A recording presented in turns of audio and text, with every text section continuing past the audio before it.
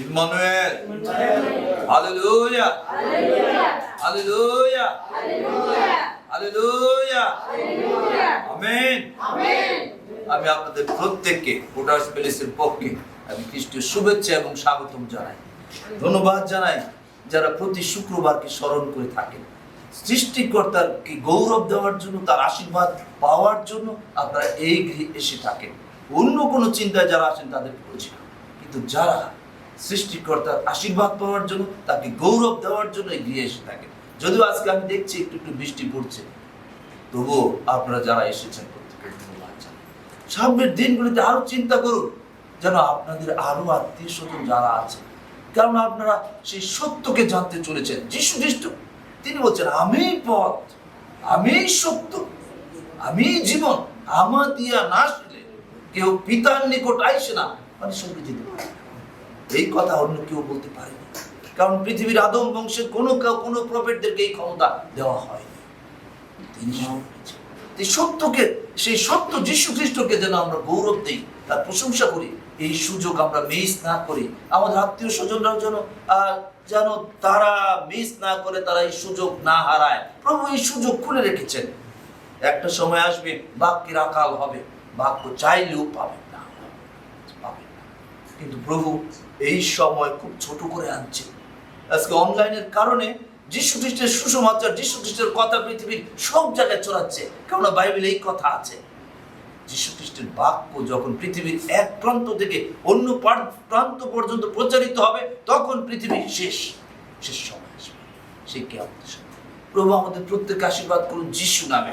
আপনারা যদি এই চার্চে শুক্রবারে আশীর্বাদ পাওয়ার জন্য এসে থাকেন, আপনারা কি আনন্দিত আছেন?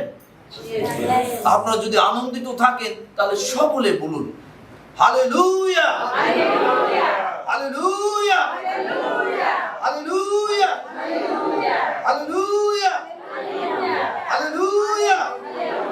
Hallelujah, amen. প্রভু আপনাদের প্রত্যেককে আশীর্বাদ করুন যিশু নামে। আমেন। আসুন আমরা প্রার্থনা চাই। প্রেমময় সর্বশক্তিমান জীবন ঈশ্বর পিতা, ধন্যবাদ জানাই আপনার ভালোবাসার জন্য। ধন্যবাদ জানাই স্বর্গীয় পিতা যে আমরা আগস্ট মাসের প্রথম দিনে রয়েছে। প্রভু বিগত মাস আপনি আমাদের সুরক্ষা দিয়েছেন। 2025 প্রভু এই 60টি মাস আপনি আমাদের সুরক্ষা করেছেন। জানুয়ারি, ফেব্রুয়ারি, মার্চ, এপ্রিল, মে, জুন, জুলাই এই সমস্ত মাস আপনি আমাদের সমস্ত প্রয়োজন মিটিয়েছেন, আমাদের ভার বহন করেছেন। প্রভু আমাদেরকে সুযোগ দিয়েছেন যেন আমরা এই আগস্ট মাসে আপনার অনুগ্রহ আশীর্বাদ প্রাপ্ত হই। পিতা ধন্যবাদ জানাই আপনার ভালোবাসার জন্য। ধন্যবাদ জানাই প্রভু মঙ্গলময় পিতা। অনেকে বিগত রাত্রি ঘুমিয়েছে, কিন্তু অনেকে দিন দেখতে পায়নি। অনেকে হসপিটালে ভর্তি রয়েছে পিতা, কিন্তু আপনি আমাদেরকে সুস্থ রেখেছেন, সুযোগ দিয়েছেন যেন ঊর্ধ্বস্থ স্বর্গস্থ বিষয়ে আমরা চিন্তা করি, যেন আমরা পাপের ক্ষমা প্রাপ্ত হই, যেন আমরা আশীর্বাদ প্রাপ্ত হই। পিতা আমরা যেন স্বর্গ রাজ্যের খাতায় আমাদের নাম লেখা হয়, সেজন্য ধন্যবাদ জানাই। ধন্যবাদ জানাই স্বর্গীয় পিতা যে আমাদের অনেক ভাই বোন এসেছে, এর মধ্যে অনেক ভাই বোন নতুন রয়েছে যারা হয়তো অনেক কিছু বুঝে না। পিতা নাসরত যিশু নামে আমরা রাত্তা দ্বারা সাহায্য করুন। আপনার জীবন্ত বাক্য মহাপরাক্রমে ঐশ্বরিক শক্তি ক্ষমতায় প্রত্যেকের মধ্যে শেলবিদ্ধ করুন যিশু নামে। পিতা যেন আমরা সত্যকে অন্তর থেকে গ্রহণ করি এবং আমরা আশীর্বাদ প্রাপ্ত হই। প্রভু আমাদেরকে আশীর্বাদ করুন, কারণ প্রভু যিশুতে সমস্ত কিছু স্বর্গ এবং পৃথিবী সম্মিলিত করা হবে। স্বর্গ, পৃথিবী, পাতালের সমস্ত জানু তার কাছে পাতিত হবে। তিনি জীবিত মৃতদের বিচার করবেন। তিনি আলফা ওমেগা। স্বর্গীয় পিতা ধন্যবাদ জানাই সেই নিমিত্ত তাকে আপনি স্বর্গ থেকে এই পৃথিবীতে পাঠিয়েছিলেন যেন পাপী কুল পরিত্রাণ পায়, যেন তারা আবার আপনার কাছে আসতে পারে, যেন শয়তানের ধোঁকা থেকে তারা মুক্ত হয়, তার আশীর্বাদ প্রাপ্ত হয়। পিতা আজকে আপনার জীবন্ত বাক্য থেকে আমাদের প্রত্যেক আশীর্বাদ যুক্ত করুন। প্রভু পবিত্র আত্মা প্রত্যেকের কর্ণ খুলে দিন যেন তারা আপনার রব শুনতে পায়।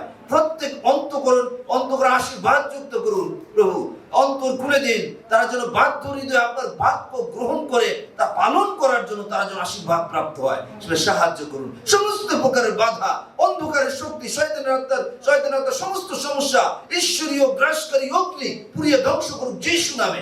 এই সমস্ত ভাই বোনের মুক্ত হোক যিশু খ্রিস্টের নামে। তারা আপনার রব শুনুক, তারা আপনার স্পর্শ লাভ করুক যিশু নামে পিতা। যেন তারা তার আশীর্বাদের উপচয় জীবন যাপন করে, শয়তানের উপর জয় লাভ করতে পারে, তার আশীর্বাদ প্রাপ্ত পিতা। আজকেও বাক্য থেকে আপনি কথা বলুন প্রভু, আমাদের প্রত্যেককে আশীর্বাদ যুক্ত করুন, সঙ্গে থাকুন, আমাদেরকে ব্যবহার করুন, আমাদের দুর্বলতা ক্ষমা করুন, এই সমস্ত কিছুকে সফলতায় পূর্ণ করুন যিশু খ্রিস্টের নামে। প্রভু সঙ্গে থাকুন, আশীর্বাদ যুক্ত করুন। এই প্রার্থনা আপনার প্রিয় পুত্র প্রভু যিশু খ্রিস্টের নামে দয়া করে শ্রবণ এবং গ্রাহ্য করুন। আমেন। আপনারা বসবেন, প্রভু আপনাদের আশীর্বাদ যিশু নামে বসবেন। আজকে আমরা অংশ দেখব চিন্তা সম্বন্ধে। যদিও আমরা আজকে রয়েছে মাসের প্রথম শুক্রবার, এটা কি ধন্যবাদের উপাসনা। মাসের প্রথম সময় আমরা বিশেষভাবে ধন্যবাদ দিয়ে থাকি, এই উপাসনা ধন্যবাদের জন্য।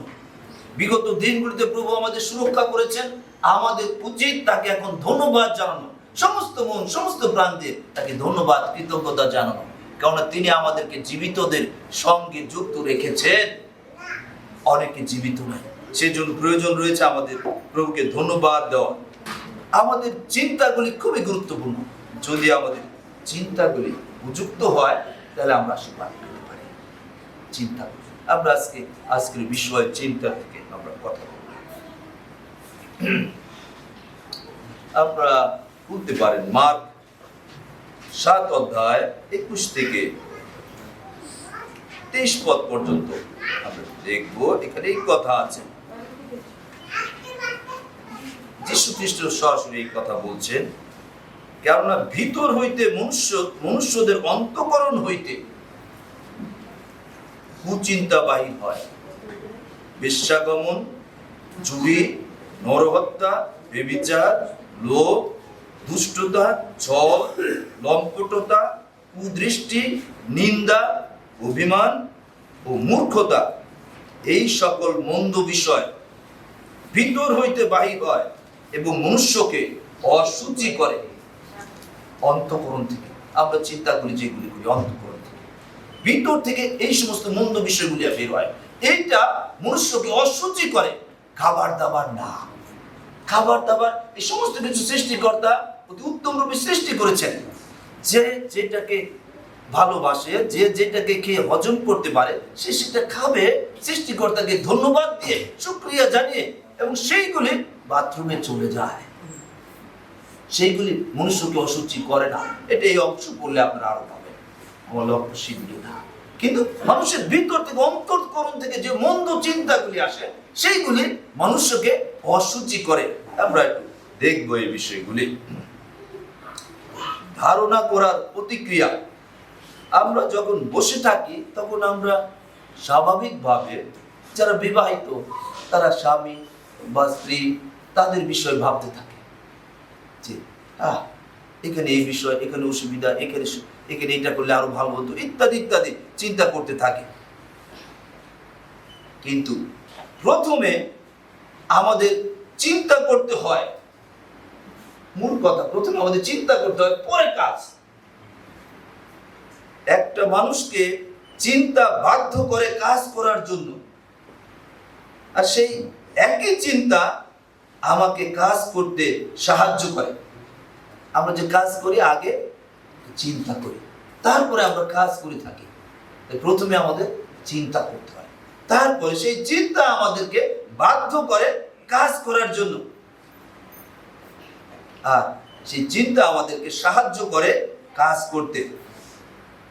প্রিয় ভাই বোনেরা, আপনি আপনার খারাপ চিন্তাকে অগ্রাহ্য করতে পারেন। অন্তর থেকে অনেক খারাপ চিন্তা আসতে পারে,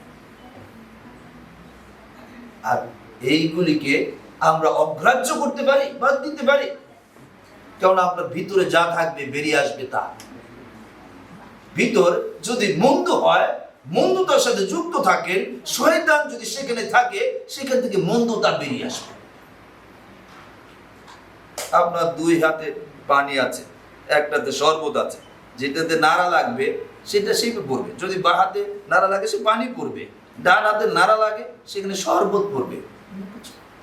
ঠিক একইভাবে আমাদের অন্তরে যদি মন্দতা থাকে, তাহলে সেই মন্দতা বেরিয়ে আসবে, মুখ দিয়ে বেরিয়ে আসবে, মুখমণ্ডল বা স্বভাবের মধ্যে সেটা প্রকাশ পাবে। আমরা যেন সাবধান হই। তা আমাদের চিন্তা দ্বারা আমরা কাজ করে থাকি। তা আমাদের চিন্তাগুলি যদি শুদ্ধ পবিত্র হয় তাহলে আমরা বিশ্ব আশীর্বাদ প্রাপ্ত হতে পারি। মার্ক 7:23 এই কথা আছে, এই সকল মন্দ বিষয় ভিতর হইতে বাহির হয় এবং মনুষ্যকে অশুচি করে। ভিতর থেকে যে সমস্ত মন্দতা, মন্দ চিন্তা, খারাপ বিষয়গুলি আসে, এইগুলি মানুষকে অশুচি করে। যীশু খ্রিস্টের দৃষ্টিতে তিনি এই কথা বলছেন, কারণ সৃষ্টির সময় সমস্ত কিছুকে তিনি উত্তম বলেছেন। 6 দিনে যা কিছু সৃষ্টি করেছেন, তাই আমরা যা কিছু আমাদের ভিতর থেকে আসে, অন্তর থেকে আসে মন্দতা, সেইগুলি আমাদেরকে অশুচি, অপবিত্র আমাদেরকে করে। মার্ক 14:72 এই কথা আছে, আমি পড়ছি।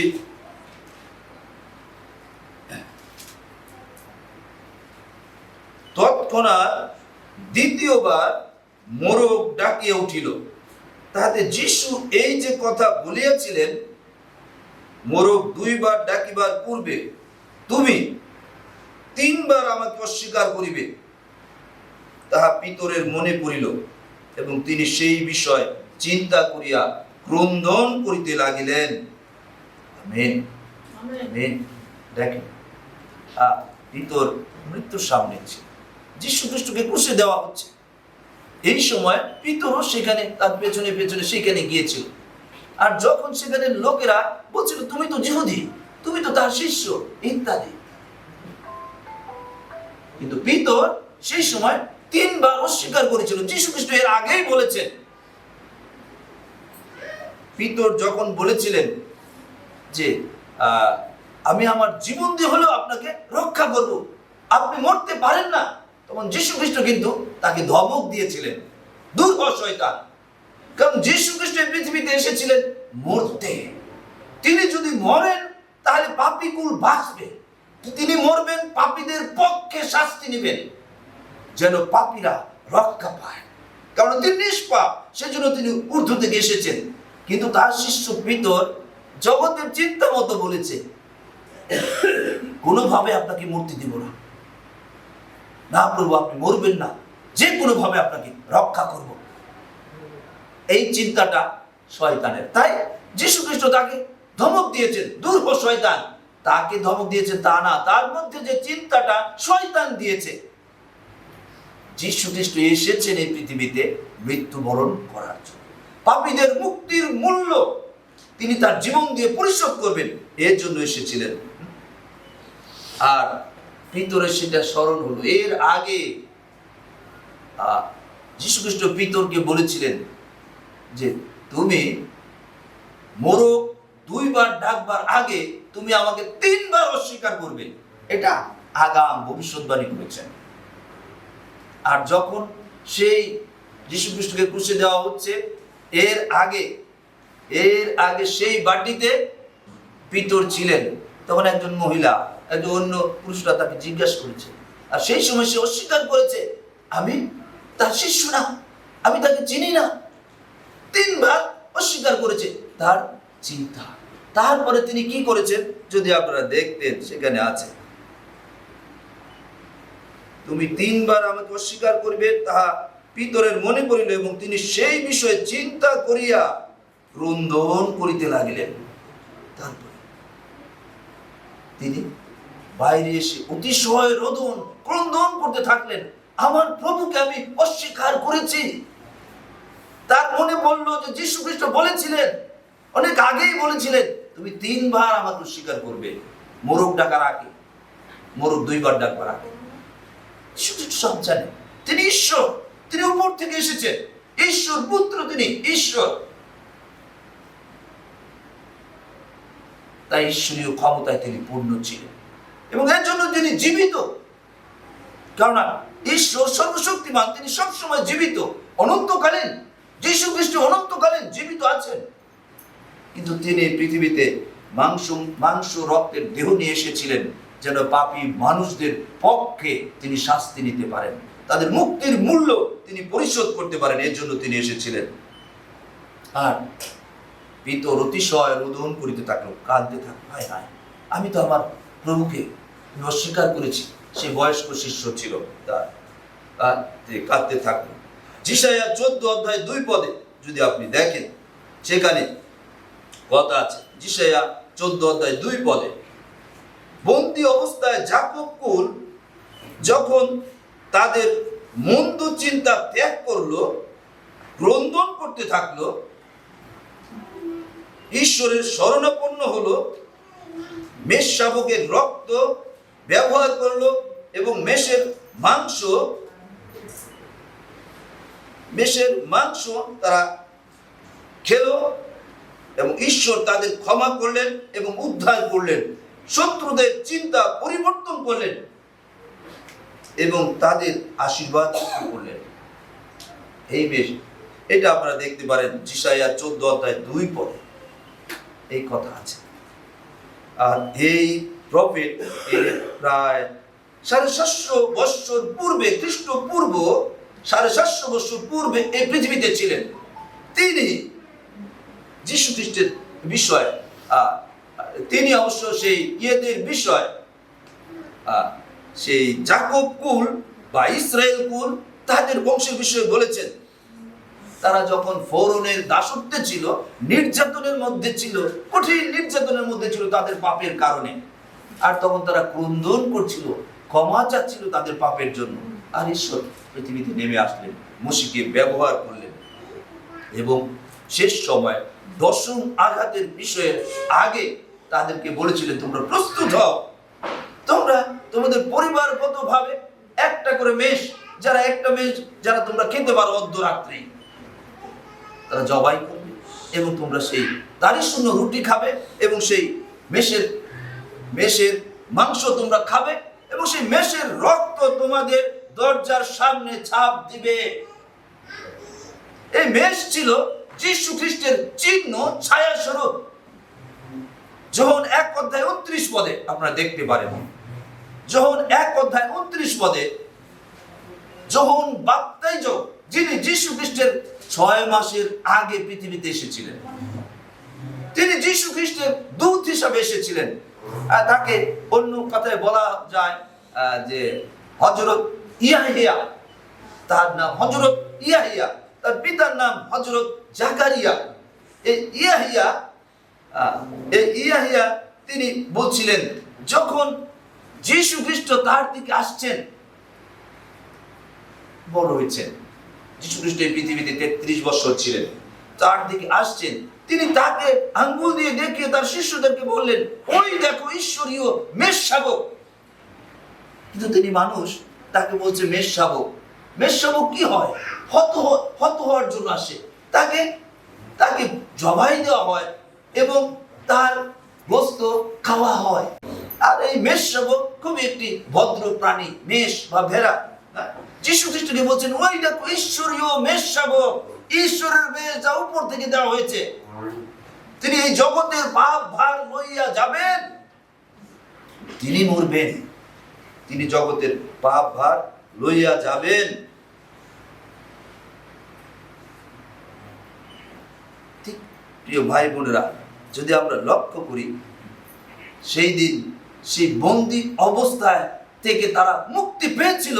সেই ইসরায়েল কুল বা যাকব কুল, যোসেফ কুলের সমস্ত লোকজন, যারা ফরৌনের বা অনেকে বলে ফেরাউন বা ফরৌনের দাসত্বের নির্যাতনে ছিল, যখন তারা সেই রক্ত, সেই ছায়া স্বরূপ, আপনি যখন দাঁড়ান আপনার একটা ছায়া পড়ে, ছায়াটা আসল না, কিন্তু আপনি আসল। যীশু খ্রিস্টের ছায়া ছিল পুরাতন নিয়মে, যে সেই মেষের রক্ত, মেষের সেই মাংস। খুবই গুরুত্বপূর্ণ কথাগুলি রয়েছে যোহন 6 আপনি বললে সেখানে পেতে পারেন।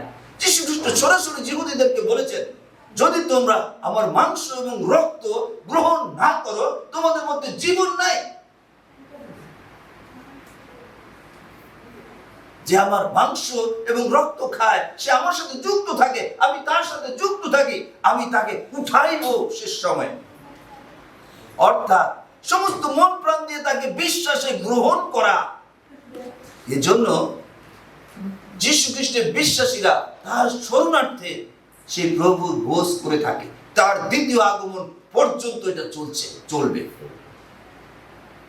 প্রিয় ভাই বোনরা, আমরা দেখি যখন এই বন্দিত্ব থেকে তারা ক্রন্দন করছিল এবং মেষশাবকের রক্ত ব্যবহার করেছিল, মেষশাবকের মাংস তারা খেয়েছিল, সেই আগত ভবিষ্যতে আগত সেই যীশু খ্রিস্টকে স্মরণ করে সেই রক্তের ছাপ যখন তাদের মধ্যে ছিল, আর সেই রাত্রিতে দশম আঘাত যখন সেই মিশরের উপর করা হলো, এই প্রাণ নাশকারী সেই দূতেরা, সংহারক দূতেরা সেখানে আঘাত করে নাই।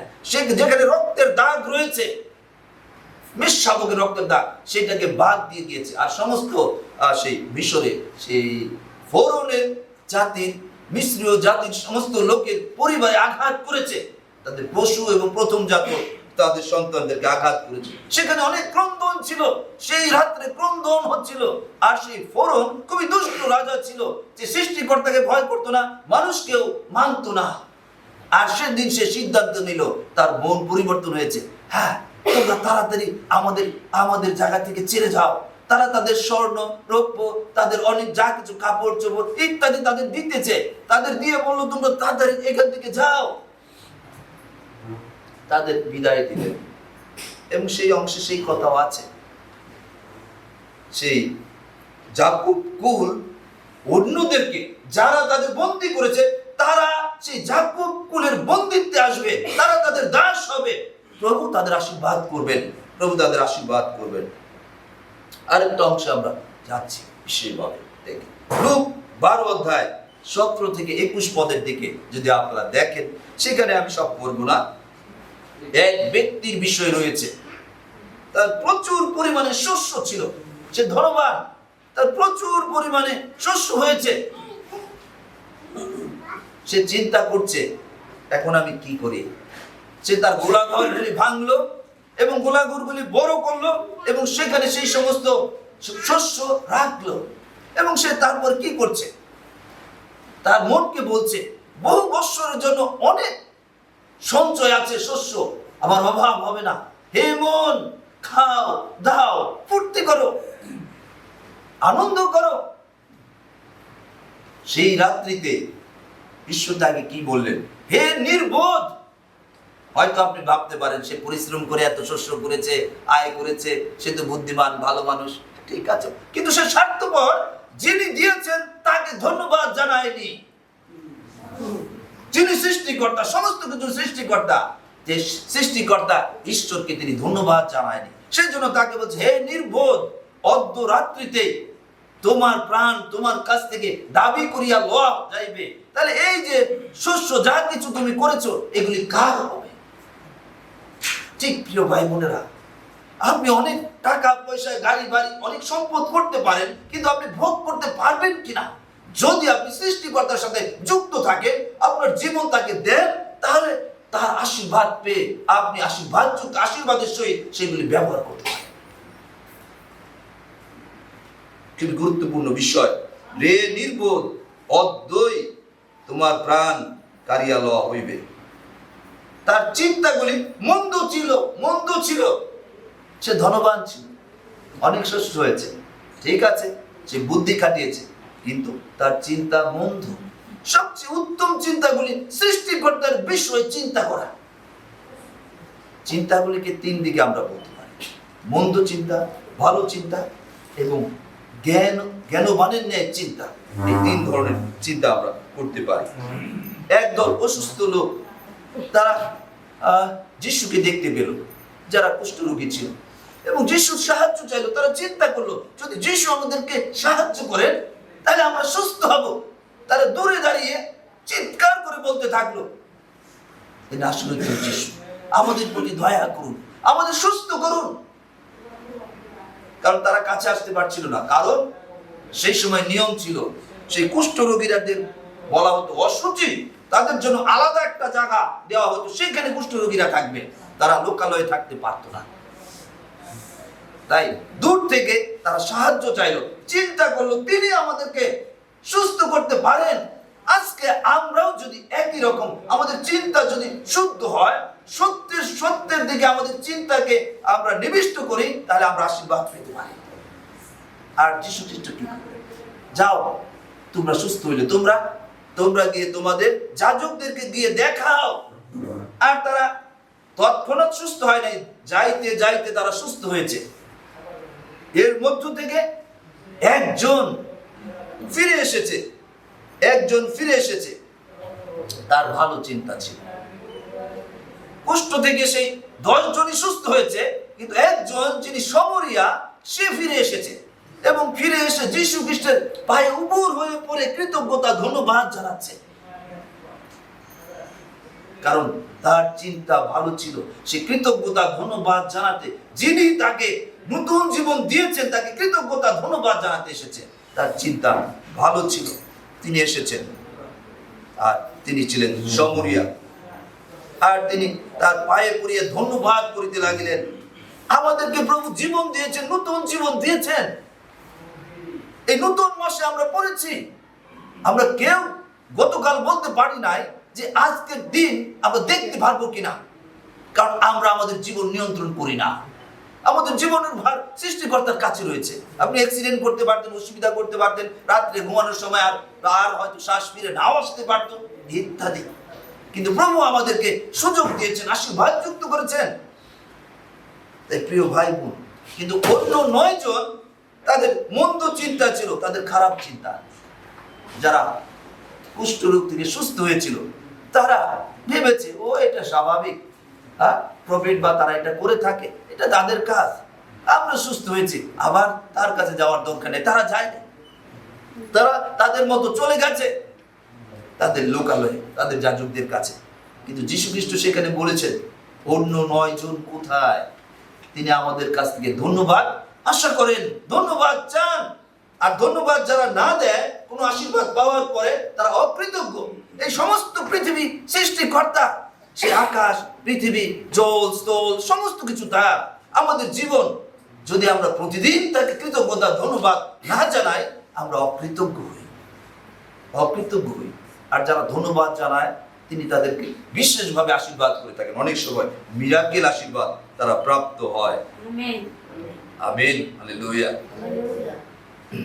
আর জ্ঞানের চিন্তা, যখন আমরা ঈশ্বর নিয়ে চিন্তা করি, সেটা হলো জ্ঞানের চিন্তা। যে সৃষ্টিকর্তার বিষয়ে চিন্তা করি, যিনি আমাকে সৃষ্টি করেছেন, যিনি সমস্ত কিছু তার, সেইগুলি নিয়ে যখন আমরা চিন্তা করি, এটা হলো জ্ঞানবানের ন্যায় চিন্তা করছি। আমরা যদি দেখতাম গীত সংহিতা 48:9, গীত সংহিতা 48:9 এই কথা আছে,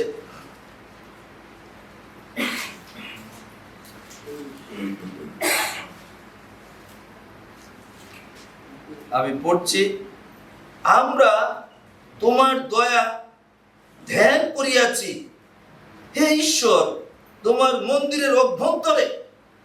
কি বলছে এখানে শুনুন, আমরা তোমার দয়া ধ্যান করিয়াছি, তোমার দয়া গভীরভাবে চিন্তা করেছি। হে ঈশ্বর তোমার মন্দিরের অভ্যন্তরে, এটা তার মন্দির বা ইবাদতখানা, যেখানে তার বিষয়ে বলা হচ্ছে, সৃষ্টিকর্তার বিষয়ে শোনানো হচ্ছে। এখানে আসার পর আমাদের দায়িত্ব রয়েছে তার বিষয়ে চিন্তা করা, গভীরভাবে ধ্যান করা।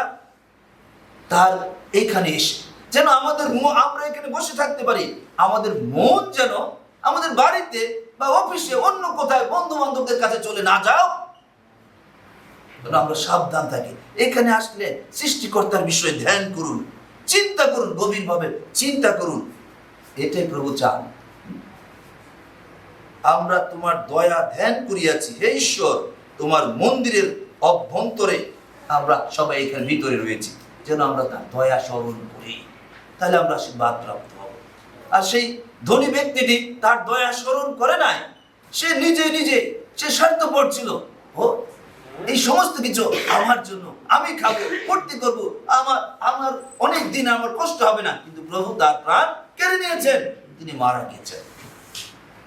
প্রভু আমাদের প্রত্যেককে দেখছেন, তিনি আমাদের সৃষ্টিকর্তা। তাই আমাদেরকে সাবধান হতে হবে বিশেষভাবে।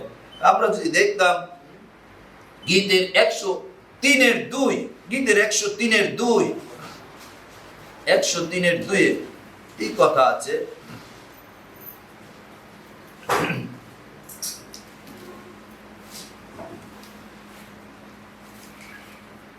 হে আমার প্রাণ সদা প্রভুর ধন্যবাদ করো, তাহার সকল উপকার ভুলিয়া যাইও না। কি বলতেছেন এখানে?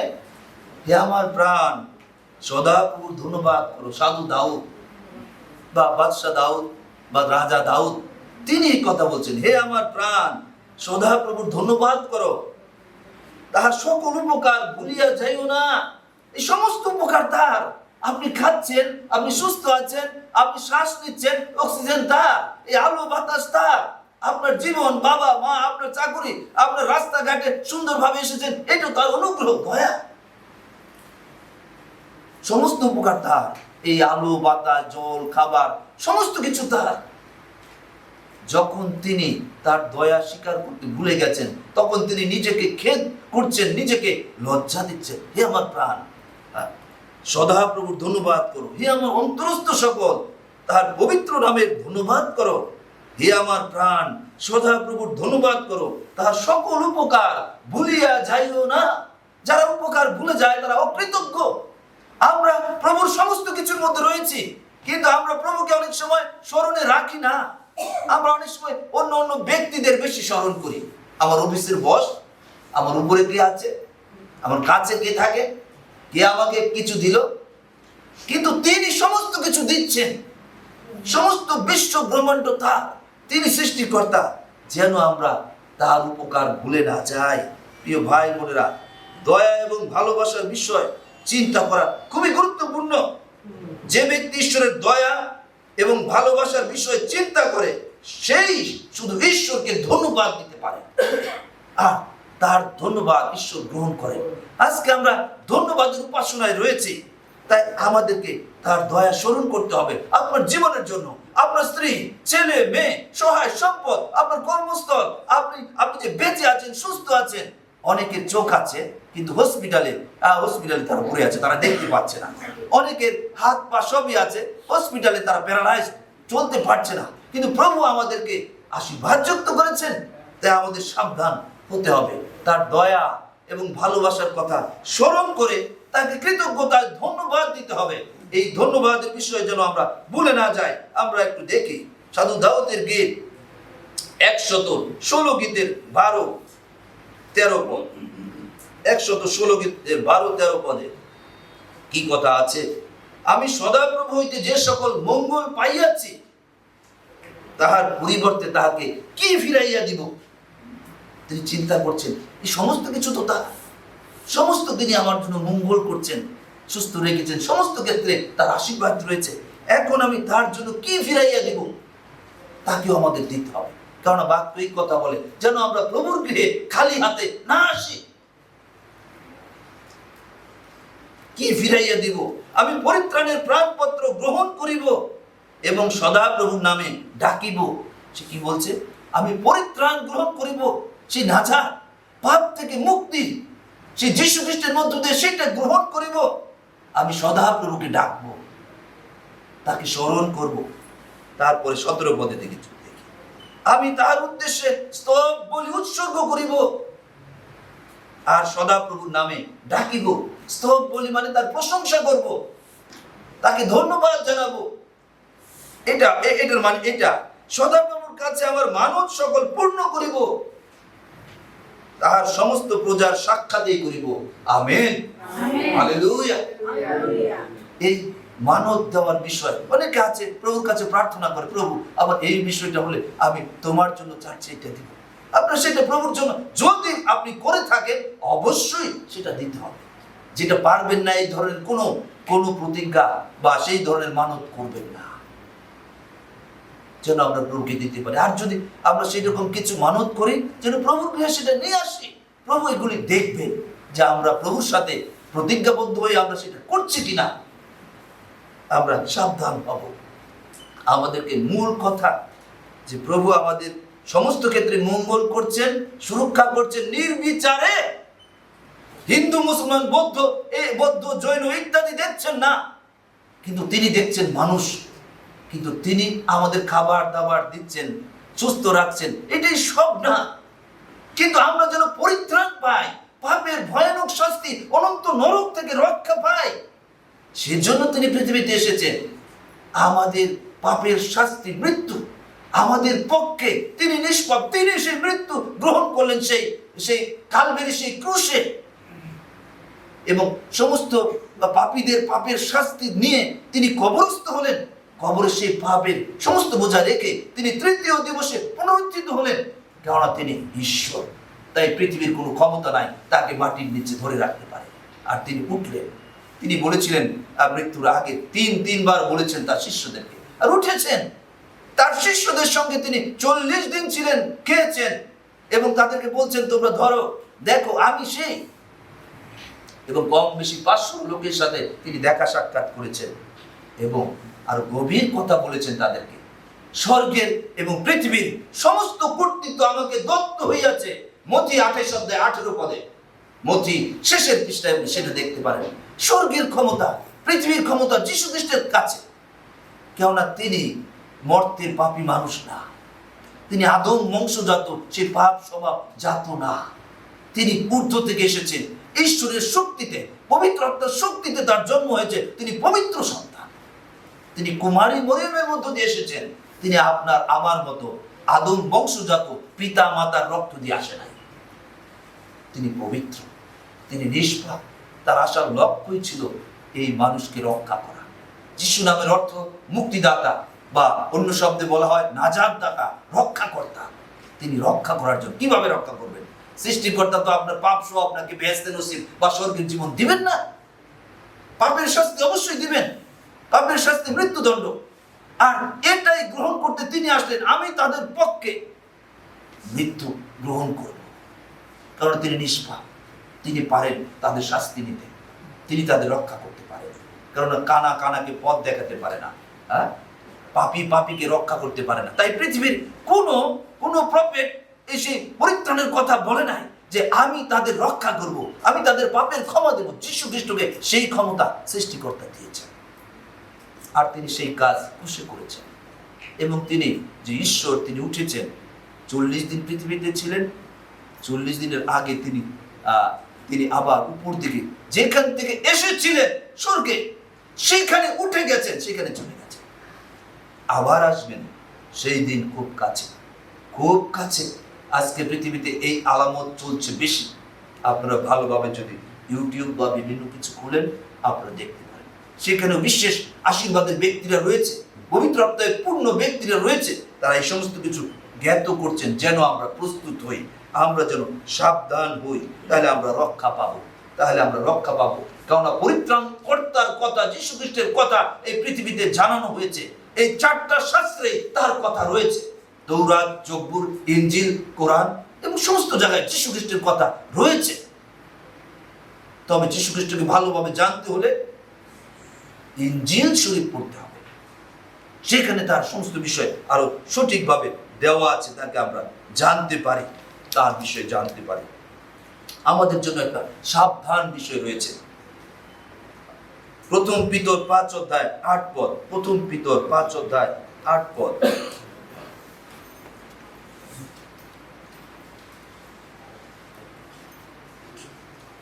আপনারা আগে পেলে কেউ পড়তে পারেন। 1 পিতর 5:8 পদ। আমি পড়ছি। তোমরা প্রভুত্ব হও, জাগিয়া থাকো। তোমাদের বিপক্ষ দেয়াবল গর্জনকারী সিংহের ন্যায় কাহাকে গ্রাস করিবে তাহার অন্বেষণ করিয়া বেড়াইতেছে। বুঝতে পারছেন কিনা? খুবই সাংঘাতিক কথা। তোমরা প্রভুত্ব হও মানে জ্ঞানবান হও, জাগিয়া থাকো মানে সচেতন থাকো। এটা মানে ঘুমায় থাকার বিষয় বলে নাই। জাগিয়া থাকা মানে সচেতন হও।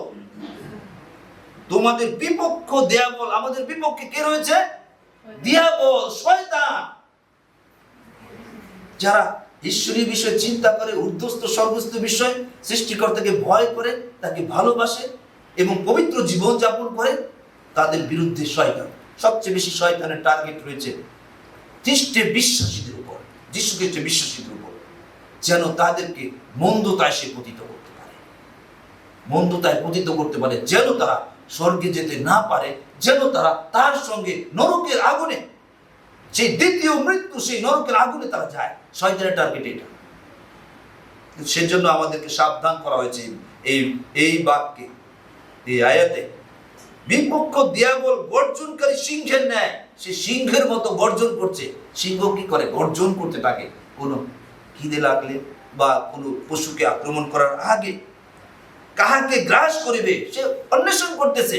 এই এই এই এরিয়া, এরপর আরেকটা এরিয়া, এই গ্রাম, পরের গ্রাম, নগর ইত্যাদি সব জায়গায় তিনি আত্মা, হ্যাঁ, দিয়াবল সেই শয়তান আত্মা আকারে সব জায়গায় বিচরণ করতে পারে। দিয়াবল শয়তান সব জায়গায় দেখছে যে কাদেরকে আমি গ্রাস করতে পারি, আমার দলে নিতে পারি। সৃষ্টিকর্তার কাছ থেকে তাদেরকে আমি অন্য কোন টোপ, জগতের টাকা পয়সা, গাড়ি বাড়ি, নারী ইত্যাদি মন্দতা দ্বারা তাদের আকর্ষণ করে সৃষ্টিকর্তার পথ থেকে সরিয়ে নিতে পারে, যেন তারা আমার দলে হয়। যখন আদম হওয়া পাপ করেছে, তারা সেই শয়তানের দাসত্বে গিয়েছে। আর সেই কারণে স্বর্গ থেকে তাদেরকে তাড়িত করা হয়েছে, স্বর্গ থেকে তাদের পৃথিবীতে দেওয়া হয়েছে। মনে রাখেন, একটা পাপের কারণে তাদেরকে স্বর্গ থেকে, সেই এদন উদ্যান থেকে, সেই বেহেশতের বাগান থেকে তাদের সরিয়ে দেওয়া হয়েছে। একটা পাপ সাংঘাতিক, একটা পাপের জন্য একটা জীবন দিতে হবে। আর সেই জন্য তাদের পক্ষে পাপের শাস্তি নিত সেই পশু। সেই পশুর মূল লক্ষ্য ছিল আসল নেবেন, আসল মেষশাবক, যিনি সৃষ্টিকর্তা থেকে আসবেন, যাকে যোহন বাপ্তাইজক বা হযরত ইয়াহিয়া বলেছেন, ওই দেখো ঈশ্বরীয় মেষশাবক, যিনি জগতের পাপ ভার লইয়া যান। তিনি সেই যীশু খ্রিস্ট, যার অদ্য 2025 খ্রিস্টাব্দ চলছে ইংরেজি সন। যদি আমরা তাকে গ্রহণ করি, তাকে আশীর্বাদ আর তার সাথে যুক্ত হই, শুধু একটাই পথ, আর বিকল্প কোনো পথ নাই। অন্য প্রফেট বা অন্য ভাববাদীরা আছে, তারা আমাদেরকে সাবধান করতে পারে, যেমন আমিও আপনাদের সাবধান করছি। হ্যাঁ, সে পাস্টার পালক বা যারা তেমনি ভাবে সাবধান সচেতন করে, ঠিক একই ভাবে তারা তার কথা স্মরণ করিয়ে দিতে পারে, সাবধান সচেতন করতে পারে। কিন্তু যদি আমরা সেটা গ্রহণ না করি, আমরা ধ্বংস হব। কারণ ঈশ্বর জগৎকে এমন প্রেম করিলেন, তার একজাত পুত্রকে দান করিলেন, যেন যে কেউ তাকে বিশ্বাস করে সে বিনষ্ট না হয়, কিন্তু অনন্ত জীবন পায়। যোহন 3:16। সে জগৎকে, এই পৃথিবীকে এমন ভালোবাসলেন যে তার একজাত পুত্র, সে যীশু খ্রিস্টকে এই পৃথিবীতে দান করে দিলেন, যেন যে কেউ, এখানে কোনো জাতি ধর্ম নাই, যে কোনো মানুষ, যে কেউ তাহাকে বিশ্বাস করবে সে বিনষ্ট হবে না, অর্থাৎ সেই নরকের আগুনে সে নিক্ষিপ্ত হবে না, দোজখের আযাবে যাবে না, কিন্তু সে অনন্ত জীবন পাবে, সে সৃষ্টিকর্তার সাথে থাকবার সুযোগ পাবে, যদি তারা তার সেই মাধ্যম, যাকে তিনি উপর থেকে পাঠিয়েছেন, একজাত পুত্র, তিনি পৃথিবীতে এসেছেন, সর্বোচ্চ মূল্য তিনি দিয়েছেন, এই পৃথিবীর সবচেয়ে বর্বরচিত সেই মৃত্যু তিনি ক্রুশে গ্রহণ করেছেন আজ থেকে 2000 বছর আগে।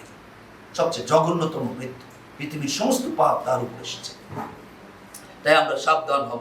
এখানে 1 পিতর 5:8 তাই এখানে আমাদেরকে সাবধান হতে। যদি আমরা সচেতন সাবধান না হই, জ্ঞানবান না হই, জ্ঞানবান তারাই যারা ঊর্ধ্বস্থ বিষয়, স্বর্গস্থ বিষয় ভাববে যে আমি স্বর্গে যাব, আমি ঈশ্বরের লোক হব, ঈশ্বরের সন্তান হব, আমি এই জগতের মন্দতার উপর জয় লাভ করব, তারা রক্ষা পাবে, তারা সাবধান হবে, তারা যিশুকে তাদের জীবন সমর্পণ করবে, তারা তাদের পাপের জন্য অনুতাপ করবে এবং পাপগুলি যিশু খ্রিস্টের উপর তারা দিবে এবং যিশু খ্রিস্টকে বিশ্বাস করবে যে তুমি সমস্ত পাপের প্রায়শ্চিত্তকারী, তুমি ক্ষমাকারী, তুমি আমার জীবনের প্রভু হও, আমার এই পাপ, দেখা না দেখা এই সমস্ত পাপ তুমি দয়া করে ক্ষমা করো, ক্ষমা করো, ক্ষমা করো, তাহলে তার আশীর্বাদ প্রাপ্ত হবে।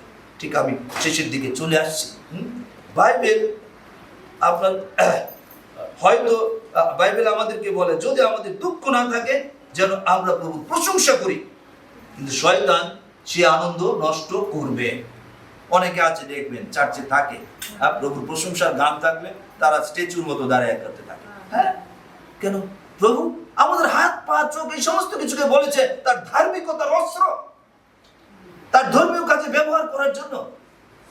যারা যীশু খ্রিস্টকে জীবন দিয়েছে তাদেরকে বলেছে তাদের জীবন জীবিত পবিত্র বলি। পবিত্র বলি, পবিত্র বলি মানে পবিত্র উৎসর্গ। তাই আমরা সাবধান হব। পুরুষদের বলা হয়েছে যেন তারা সূচি হস্ত তুলে প্রভুর প্রশংসা করে, প্রার্থনা করে। হ্যাঁ, নারীদের জন্য নিয়ম কানুন রয়েছে, তাই আমরা সেগুলি স্মরণ রাখবো। হ্যাঁ, যদি আমাদের দুঃখ না থাকে তাহলে আপনি আনন্দ করেন, প্রভুতে আনন্দ করেন, সব প্রভুতে আনন্দ করতে হবে। আমি আরেকটা পদ বলে শেষের দিকে যাচ্ছি। প্রেরিত 20 অধ্যায় 7 থেকে 12 পদ, 7 থেকে 12 পদে আমি ঘটনা বলবো, আপনারা পড়বেন ঘরে। প্রেরিত 20 অধ্যায় 7 থেকে 12 পদে একটি যুবকের ঘটনা। এখানে একটি প্রার্থনা সভা চলছিল। উথুক নামে একটি যুবক, সে সতর্ক ছিল না, সে সতর্ক থাকে নাই, সে ঘুমে ঢুলুঢুলু করছিল।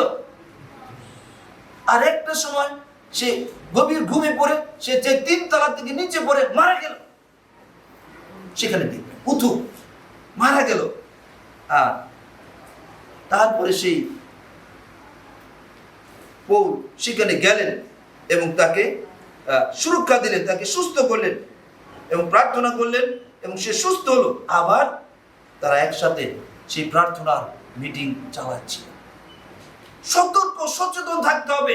যেখানে সৃষ্টিকর্তার বিষয় রয়েছে সেখানে শয়তানও আসবে আপনাকে মন্দ চিন্তা দেওয়ার জন্য, মন্দ বিষয়গুলোর সাথে আপনাকে আকর্ষণ আসক্তি জন্মানোর জন্য। তাই আমাদেরকে সাবধান থাকতে হবে। চার্চের মধ্যেও অনেক উথুকের মতো অনেক লোক আছে। আমি অনেক সময় দেখেছি যারা চার্চে বসেও সামনে বাক্য প্রচার করা হচ্ছে তারা ঘুমাচ্ছে। আমি অনেকদিন আগে আরেকজনের কথা বলতে পারি, ডেভিড এখানে বসতেন, ঘুমায় পড়ে যেতেন, ঘুমাইতে এরকম। কারণ কি? তার মন এই দিকে নাই, তার দেহ রয়েছে। ঠিক আমরা যদি সচেতন সাবধান না হই, তাদের জীবনে শয়তান কাজ করবে, তাদের বিপদ টেনে আনবে। শয়তান বিভিন্নভাবে তাদের শয়তান বিপদের মধ্যে ফেলে দিবে। যোহন 7 অধ্যায় 38-39 পদে এই কথা আছে। পবিত্র আত্মা যোহন 7 অধ্যায় 38-39 পদে এই কথা আছে।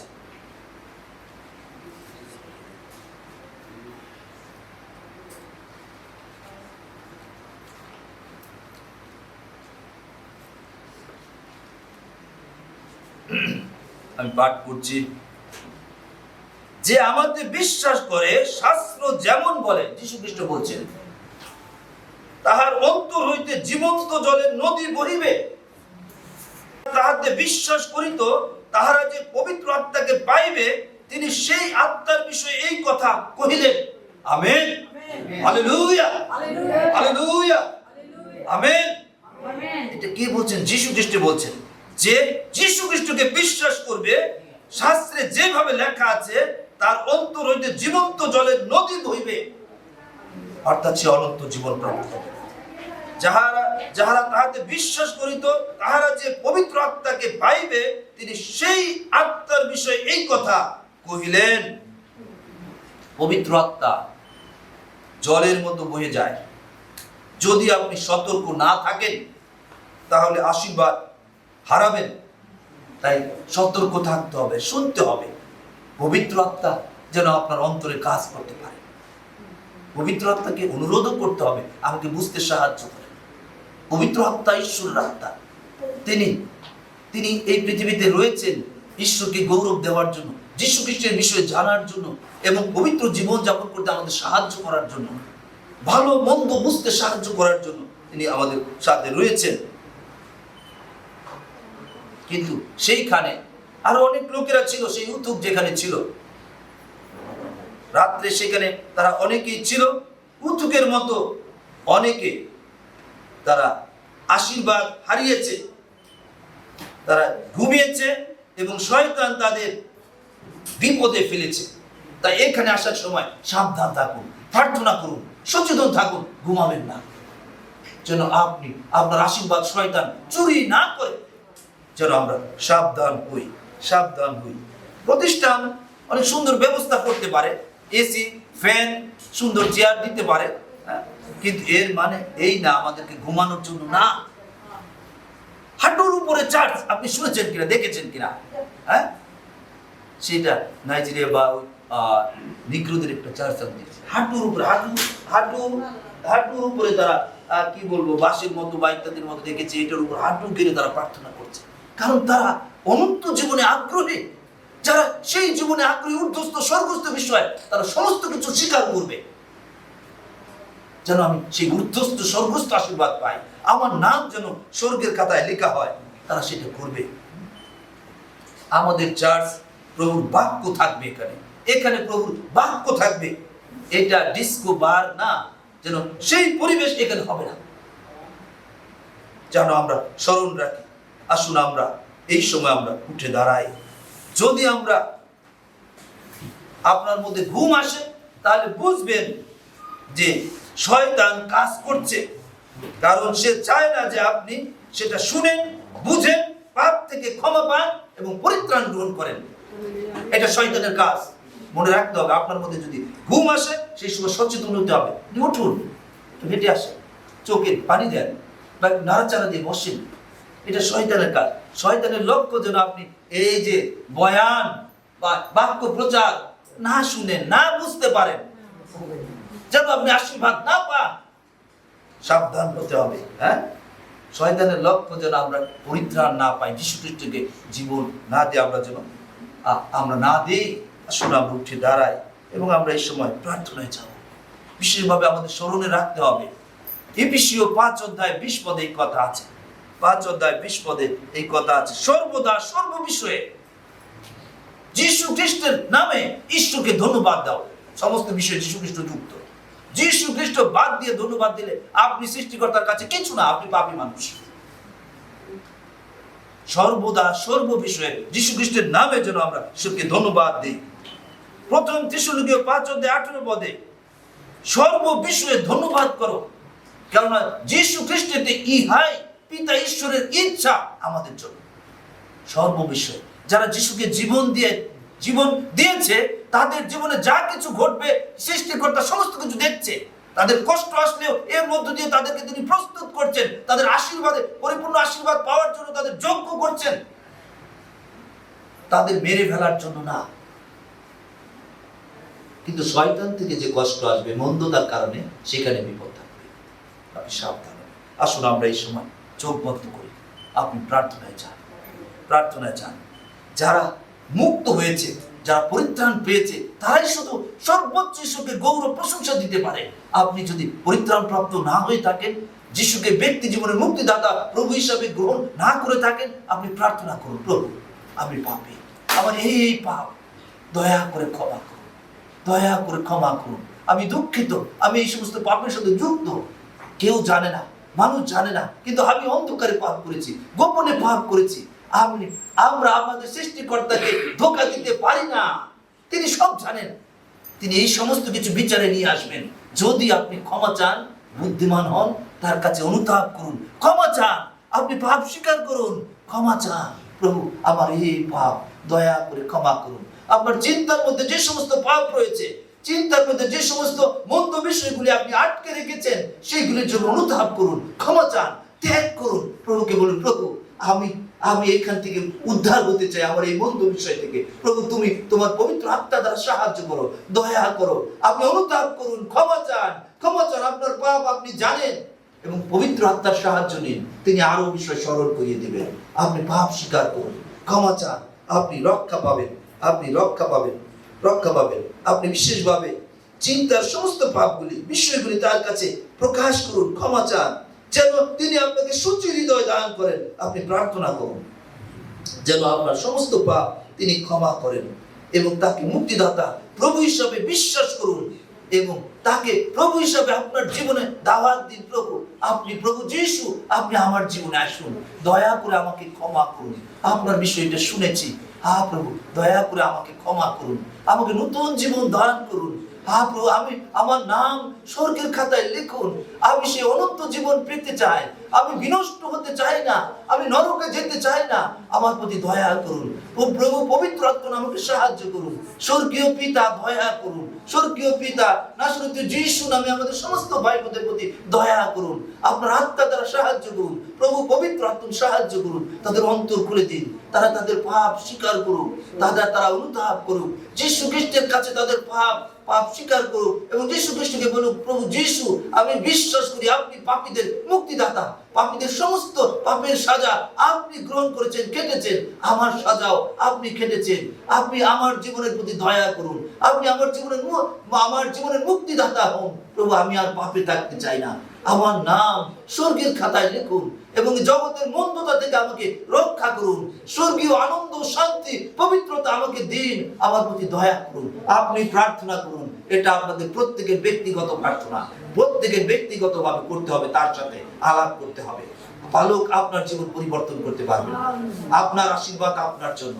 আপনি যখন যীশু খ্রিস্টের সাহায্য চাইবেন, তিনি আপনাকে সাহায্য করবেন। এর জন্যই তিনি এসেছেন, পাপীদের মুক্ত করার জন্য, পাপীদের মুক্তিদাতা। আপনি প্রার্থনা করুন, প্রার্থনা করুন। তিনি দাঁড়িয়ে রয়েছেন আপনাকে আশীর্বাদ করার জন্য, যেন আপনি স্বর্গে যান, যেন নরকে না যান। আপনি তার কাছে প্রার্থনা করুন। প্রভু পবিত্র আত্মা, আমরা এই সমস্ত ভাই বোন যারা অদ্য দাঁড়িয়েছে, যারা তাদের চিন্তার মধ্যে যে পাপ, যারা সেই পাপের জন্য অনুতাপ করছে, ক্ষমা চাচ্ছে প্রভু, যারা দুঃখার্ত হয়েছে প্রভু, আপনার সাহায্য চাচ্ছে, দয়া করুন। প্রভু পবিত্র আত্মা তাদের সাহায্য করুন, তাদের অন্তরাত্মাকে জাগ্রত করে দিন, সচেতন করে দিন এবং তারা জেগে উঠুক। যিশু যে খ্রিস্ট এবং প্রভু একমাত্র পথ, সত্য এবং জীবন, তাকে ছাড়া আমরা সৃষ্টিকর্তার কাছে যেতে পারি না, তারা যেন বুঝতে পারে। এবং প্রভু আপনি তাদের সাহায্য করুন এবং তাদের পাপ অযোগ্যতা ক্ষমা করুন যিশু নামে, তাদের প্রতি দয়া করুন যিশু নামে। প্রভু তাদের নাম স্বর্গের খাতায় লিখুন যিশু নামে, যেন তারা আপনার অনুগ্রহ প্রাপ্ত হয়, যেন তারা স্বর্গে যেতে পারে এবং জগতেও তারা প্রভু যিশুদের জীবন যাপন করুক যিশু নামে, তারা পবিত্র জীবন যাপন করুক যিশু নামে। প্রভু মন্দতা থেকে তাদের রক্ষা করুন, দয়া দিয়ে আবৃত করুন। এই সমস্ত বিনতি প্রার্থনা স্বর্গীয় মহান ঈশ্বর পিতা নাসরীয় যিশু খ্রিস্টের নামে দয়া করে শ্রবণ এবং গ্রাহ্য করুন। আমেন। আসুন আমরা একটু প্রার্থনা করি। এখানে কিছু প্রার্থনা বিষয় আছে, প্রভু যেন স্পর্শ করেন, যেন আমাদের প্রার্থনা তিনি শুনেন। আসুন প্রার্থনা করি।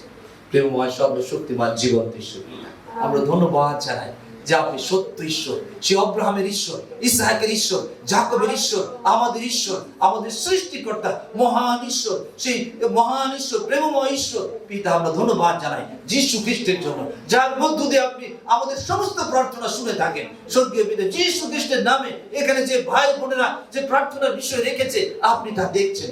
স্বর্গীয় পিতা নাসরীয় যিশু খ্রিস্টের রক্তে এই প্রার্থনার সমস্ত বিষয়গুলিকে আবৃত করি। পবিত্রত্বের অগ্নি বাধাজনক সমস্ত পুরে এই প্রার্থনার বিষয়গুলি আশীর্বাদ যুক্ত করুন যিশু নামে। তার আশীর্বাদ প্রাপ্ত হোক যিশু নামে পিতা। তারা সামনে আপনার জন্য সেই সাক্ষ্য নিয়ে আসুক যিশু নামে পিতা।